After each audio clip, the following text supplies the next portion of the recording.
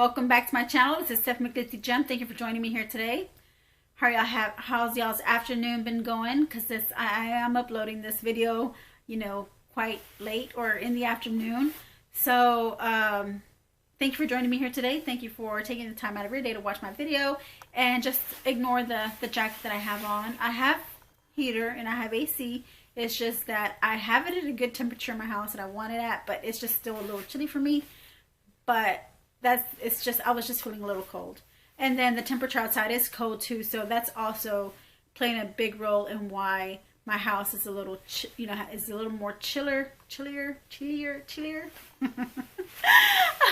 little bit more colder, than normal, than usual. So I'm gonna be taking this jacket off in a little bit, anyways. So I just might as well select, why am I even gonna raise the temperature up in my house if this will do it. This is like a cover. Instead of me just wearing a cover coming out here like I'm having a slumber party or something, I just wear a jacket. Anyways, this is not what the video is about. This video is about self-care.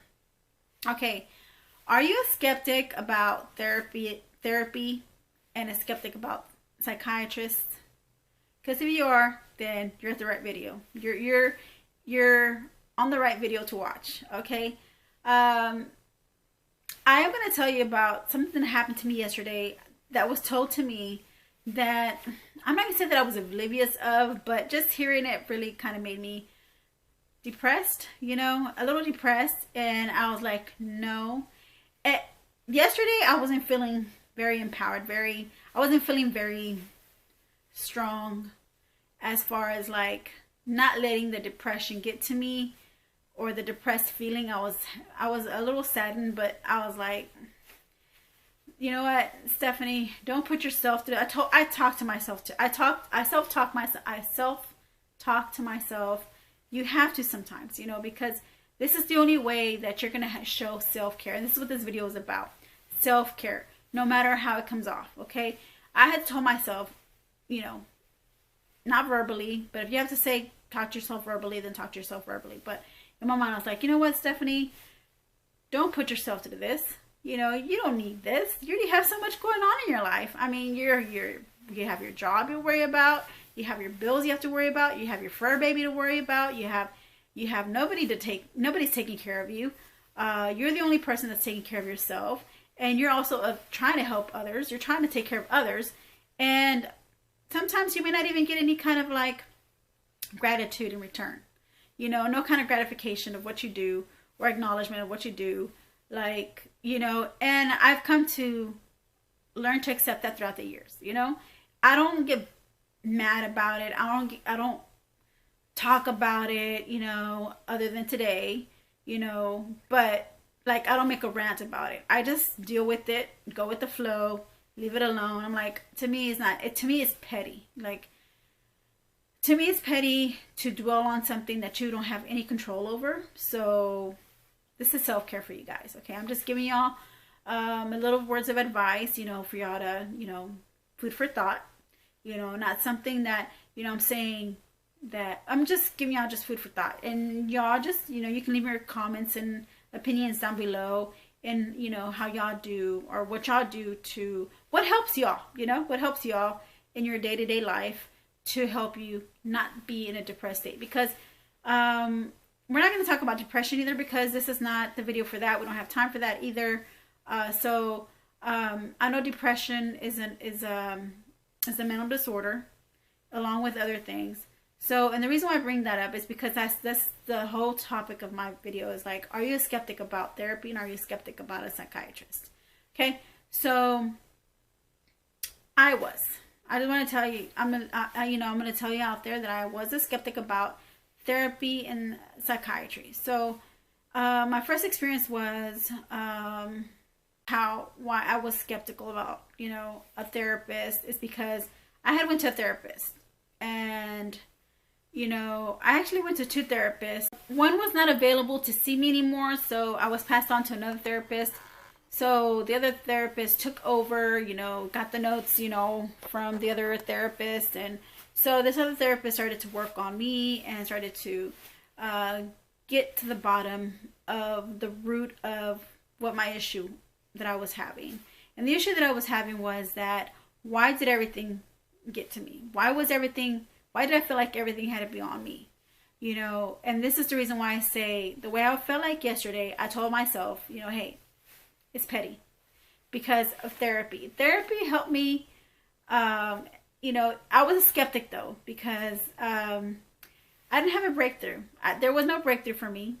You know, the therapist after 1 year told me, hey, okay, we're done with our sessions. We're no longer going to be doing therapy sessions anymore. But he didn't give me no diagnosis. There was nothing to give because I guess I just I didn't have a breakthrough. It wasn't working for me. It didn't work for me. And I'll tell you why. One reason is because I have unconditional love for my family. And this therapist was telling me that, why do you feel like, I didn't tell him I had unconditional love for my family, but obviously, duh, you have to have, obviously, you know, when you have unconditional love for your mom, your dad, your brothers and sisters, it's like, hello, it's like it's not like, it's common sense, you know, to feel the way that you do. So I felt like I had to take on all the responsibilities, all the worries, you know, of my family. And that was the thing why I didn't make a big breakthrough on my part, because the therapist kept telling me, you know, throughout the whole year, was telling me that, you know, why do you feel like you have to be the one to always get your family out of situations that they're in? And I was like, because I love them. They're my family, and I'm going to be there for them. I'm going to stick up for them. But why? And I'm like, I mean, I don't know why. You know, this is the reason why. Because I love them, I guess. You know, I love them. And he's like, but it is not your responsibility. You have other brothers. You have other sisters. And I go, and how come they can't take on a lot of responsibility, you know? So I said, I mean, you're right in a way. You're right that they should take on more responsibility. But hey, you know, I'm not going to force anybody to do things that they don't want to do or they don't have time to do. You know, I'm not going to do that, you know. So everything was put on me. Like, I put everything on me because I chose to do that, you know. And that's what he was trying to show me, that I chose to take on, you know, worries of other family members. And he told me, he goes, this is our last session. And before I left, you know, he tells me, or before he ended the session, he says, Stephanie, I believe that you will not, he tells me, he says, you are not going to get better at not worrying.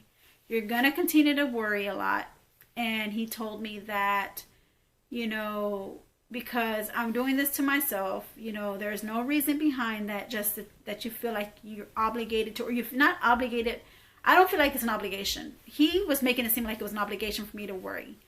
But he says, you're making it, you don't have to worry. You know, I'm like, why not? You know, I care for my family. You know, I worry that if they're going to, you know, something's going to happen to them, they're going to pass away, or they're going to go through depression, or they're going to go through some kind of mental illness or disorder, you know. So this is what was going through my head. So this is the reason why I worry a lot, you know.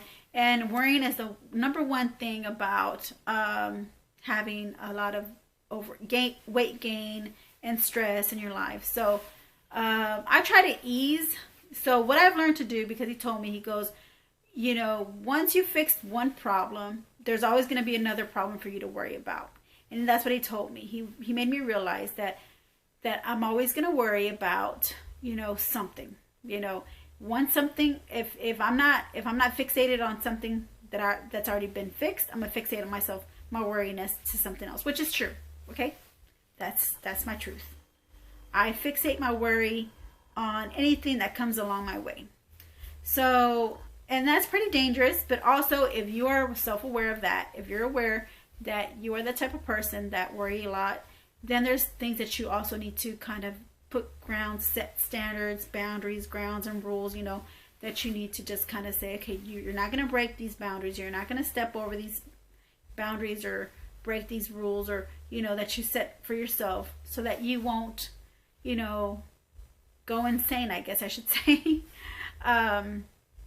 So I was a skeptic, you know, so, but after having therapy, you know, this is how I felt before I got therapy. I felt like therapy was just a way of therapists just taking my money. I felt like therapy wasn't going to help me. I felt like therapy was not going to really do anything for me. And a lot of people think this way. You know, I'm not the only one who thought this way. A lot of people in this world, millions of people feel this way. You know, that therapy is not the key. But that's where I'm here to tell you, you know, to be open-minded about it and at least try it out. You know, at least try going to therapy, you know, for anything, because you may just find out, like me, I found out that I was the type of person that worries a lot, you know, and I find things to worry about. And there was no breakthrough for me, just that I just need to know, to control, to know, you know, that I need to not worry about the little stuff. Don't sweat the little stuff. Just, you know, worry about your health. That's the number one thing you need to worry about. Worry about your health. Worry about your well-being. You know, always put yourself first when it comes to your health. So, and that's what I do. So that's what's been helping me, you know, with my therapy. Like, yeah, with my self-love, self-care, self-therapy. That's what I've been working on. I've been working on making sure that if I put myself in a situation that I'm not going to sink my ship, you know. I'm not going to let my ship sink, you know, because if I do, then I really, like, you know, it defeats the purpose, you know, defeats the purpose of the therapy and defeats the purpose of me realizing, or defeats the purpose of me putting these boundaries and lines, you know. It just defeats the purpose. So I've already restrained myself to knowing what I can take on and what not to take on, what I can control, and I already realized what I know, what I can't control, and just focus on what I can control. And that's my advice to all of you, is that if you can't control a certain situation, don't get stressed out about it. Don't worry about it. You know, okay, how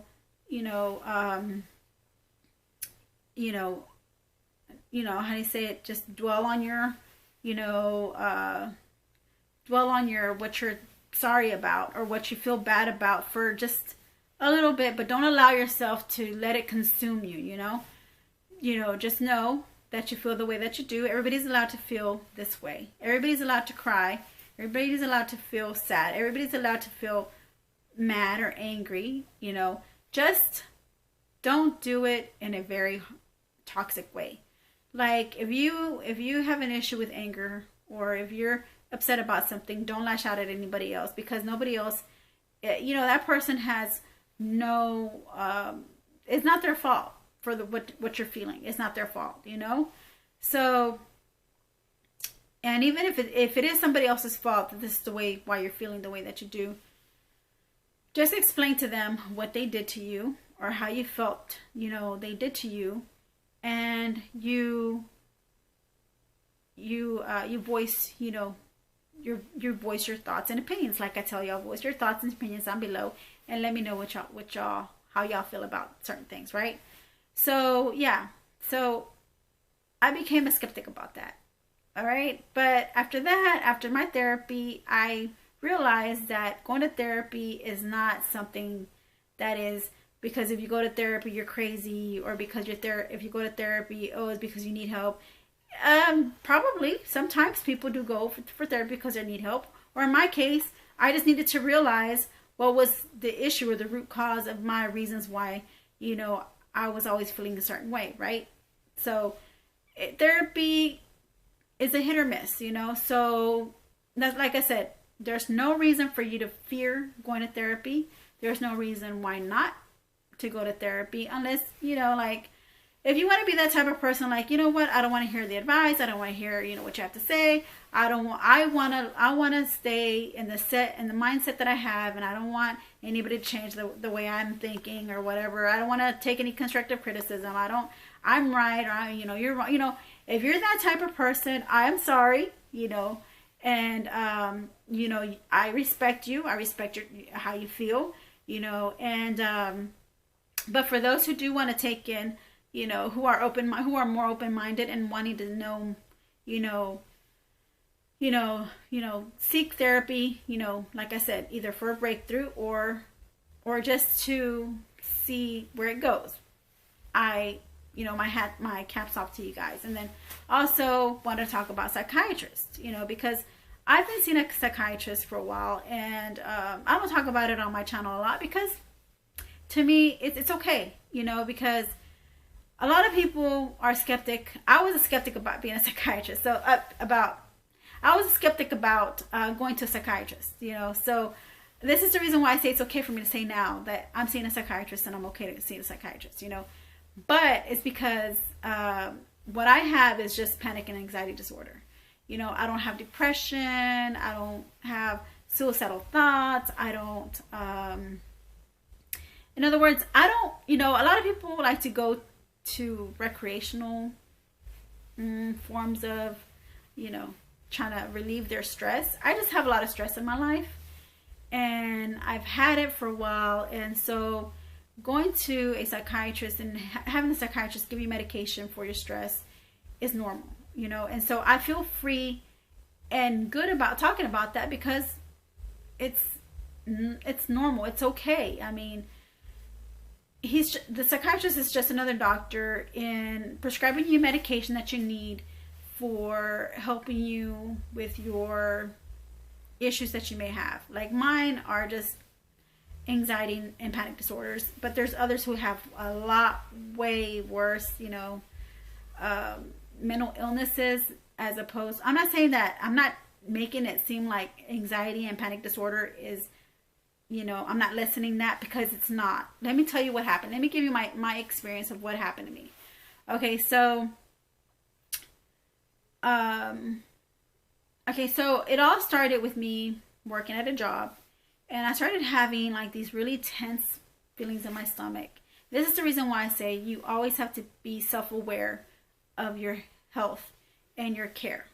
You know, your mind, you know, needs to work together with your body. Your body has to be in harmony with your mind. Okay? So yeah, so it started with work, you know. I started feeling really tense in my stomach, really having this knot in there. Like, I don't know what was going on. I was having trouble breathing. I was having issues where, you know, I couldn't move. I would feel paralyzed because I couldn't breathe or speak or anything. So I went to the gastroenterologist because I had an endoscopy done, you know, one time, and they said I had acid reflux. And so I took medication for acid reflux for about 8 years, and then I stopped. But I still have acid reflux because everybody's different. Everybody's body's different, you know, the way they react with medication. Like, not all medication is going to work for you. And in my case, none of the medications worked for me. I was either having reactions or I really didn't need them, and I was having reactions, and some of them didn't work. I was still having acid reflux. But you know what? I just said, you know what? No more medication. No more medication for my acid reflux. This is before I was diagnosed with anxiety disorder, or panic and anxiety disorder. So this is way before that. So I didn't have this until my late 30s. I started having panic and anxiety attacks were in my late 30s. So, but before then, I was just having more like stomach issues, and they're telling me I have acid reflux, or giving medication. Like I said, blah, blah, blah, blah, blah. I already told y'all. I stopped taking the medication, and I just dealt with my acid reflux, indigestion, and my weight gain. I just started to deal with it. I lost weight. I mean, I could lose weight, and I learned, you know, that if you set your mind to losing weight, you will. If you set your mind to working out, you will. So anyway, so to make long story short, I was skeptic about what my gastroenterologist was telling me. He was telling me that when they did the endoscopy, that they saw that my stomach was depressed. And I'm like, what do you mean? I don't feel depressed. I'm happy. I'm fine, you know. They're like, well, your stomach is telling me otherwise, you know. Is there something going on in your life? you know, are you being treated okay? I'm like, what do you mean? Yes. I'm like, what? I'm like, there's no, I'm happy where I'm at, you know?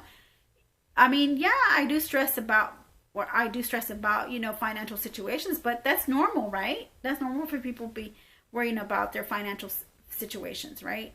If you don't have, if you have bills to pay and you know, you're working and you don't have anybody to, you know, you don't have anybody that can help you, you know, with your finances, you're on your own, you know. So of course it's like, yes, I'll go, I do worry about that, but other than that, I mean, I don't worry about anything else. I'm not depressed. I eat, I sleep, you know, I tell them, I get up every day, I go to work, I feel fine, I don't feel sad, I don't feel like I want to commit suicide, you know. And then like, depression is not about you committing suicide, you know, like everybody has a really different idea and interpretation about what depression is, or about mental disorders, you know. So there's always myths about mental disorders and why people don't want to go to a psychiatrist or see a psychiatrist, because they feel like they're going to fall into a myth, you know, one of those myths. And it's a myth. It's just a myth, you know.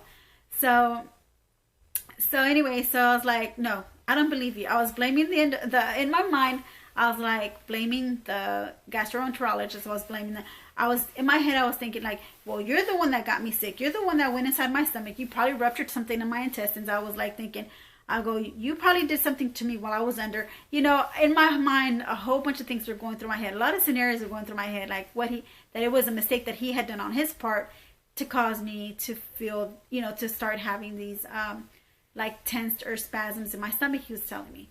So, I was like, no, I don't believe you. You know, I didn't see him anymore because he said he really didn't have any. He says, what I needed to do is go see a psychiatrist.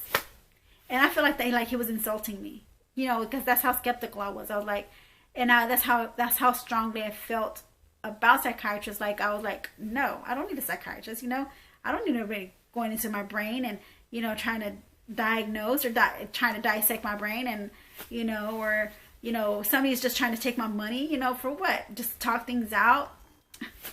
And it's nothing like that. So I'm going to make this video short because I know it's already, we're already at 17 minutes. So I went ahead and I went to the psychiatrist, and they went ahead and started giving me medication for the panic and anxiety disorders, because I had to break down. After 3 months, I was like, okay, I just can't do this anymore. And I went ahead and I took on the advice of the psychiatrist, and I went ahead and I said, okay, good, because I was already at the brink of losing my job, which I did end up losing it, because it was already at the, like, I was already like at the point of like losing my job, where I was missing work, I was calling the emergency, I was worrying my coworkers. So I lost my job, you know, over my anxiety and panic disorder. And I don't want y'all to make the same mistakes. You know, so after taking medication, and then he wanted to move me over to an antidepressant, and that didn't help either, you know, because I was having worse side effects. I was feeling different. I was having like really bad chest pains. I was having more panic attacks. I was having more anxiety attacks. I was feeling I don't know. It just wasn't normal. You know, the way what I was feeling was not normal. So then the psychiatrist just said, you know what? You're not depressed. You don't have depression. He couldn't put me on an antidepressant because I wouldn't take it. I said, you know what? I'm not going to take it. I don't feel depressed. So he said, okay, let's try this out. We'll go ahead and just put you on anti-anxiety medications. And ever since then, my life is free. Like, I feel I'm able to do more than what I used to. Before, I couldn't drive. Before, I couldn't even, I felt like I needed to stay in my home. I felt like I couldn't drive any further. I couldn't drive any further than, you know, just around the radius or perimeters of where I live. And finally, you know, I'm not cured. There's no cure for anxiety or panic disorder, but at least it's more well controlled. So this is just my advice to you guys, just to, you know, be open-minded and be more self-aware of your health. You know, be more self-aware of your health.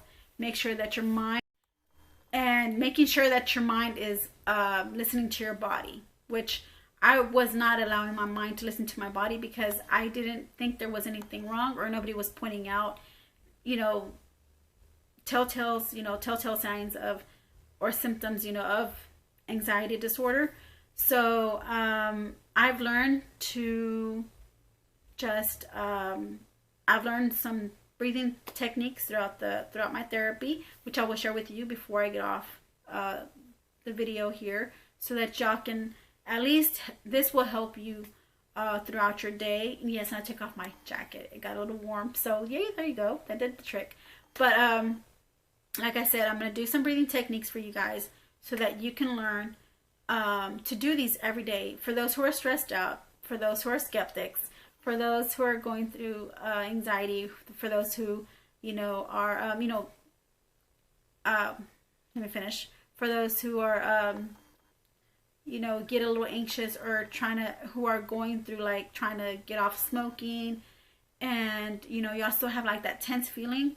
Let me give you some breathing techniques. I also wanted to mention that breathing techniques are very good with deep sea divers and people who are swimmers, So these breathing techniques are not myths. They're not hoax. They really help a lot. So this is what y'all do. You're gonna breathe in and out, but you're gonna breathe in normally at a normal pace, and you're gonna breathe out at a normal pace. You're not gonna go, you're not gonna breathe in like, and then that's hyperventilating. Okay, you don't want to do that. You don't want to hyperventilate. Okay, you want to breathe in normally, and you wanna right now I'm just breathing, getting my body prepared to doing these breathing techniques. You have to take in a deep breath and prepare your mind. Your mind is preparing your body.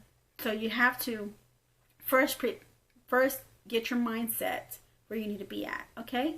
So to focus on what you need to do in order for your body to be in harmony with each other. So this is what you do. So I'm going to tell you what you need to do, and I'm going to do it without counting, but I'm going to tell you what y'all need to do. So first, when you breathe in, you breathe in normally. You count to 4 seconds, even if you have to go like this. And then you stop. And then for 1 second, then you breathe out. And you count for 4 seconds, breathing out. Or until your last breath is out, okay? Until you can't breathe, until nothing is able to come out anymore. I know that's scary. But once you feel that everything's come out, don't be nervous. Breathe in, and don't breathe in like, like you had just lost your breath or something. You don't want to get to the point. You don't want to breathe out, and once your last breath of air came out, just that split second, then breathe in normally. Don't get scared or don't get anxious. Just breathe in. And I know you're going to breathe in a little faster than what you're supposed to, because you're like, oh, I need air. Yeah. That's how your mind is working. It's like, you need air, but you have to train your mind to train your body to know there's nothing wrong with you. You're not going to die. You're not going to suffocate. Okay. So I'm going to make this. Okay. So that's what you do. You breathe out, you breathe in again for 4 seconds. It's a chain. You cannot break the chain. It has to be all consecutively. You cannot just like stop once you breathe out and then you be like, okay, I gotta breathe again, and then you start your breathing techniques again. You can, but you broke the chain. No. That's not how you want to do your breathing technique. So once you've breathed out, once you already let all your breath out, you breathe back in the 4 seconds. And then you hold for a second, and then you breathe out again for the 4 seconds. You do that 3 times, okay? And, you're not going to be good at this. It's, there's going to be people that are not going to master this, breathing technique right away. So don't be hard on yourself, or don't say, oh, this is not going to work for me, or just dismiss it, because you don't want to do that, because it's really good help. It does help a lot. So this is what you do. So,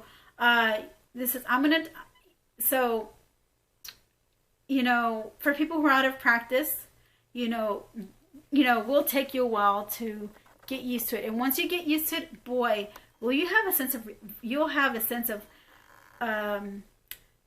breathing. You'll have a sense of like, oh, like a whole bunch of like stress has really came out of your body. Like you're gonna feel rejuvenated. Okay, so let me show you how I do my breathing technique. Okay, so what I do, I'm just gonna do it. Yeah, just watch me. Okay.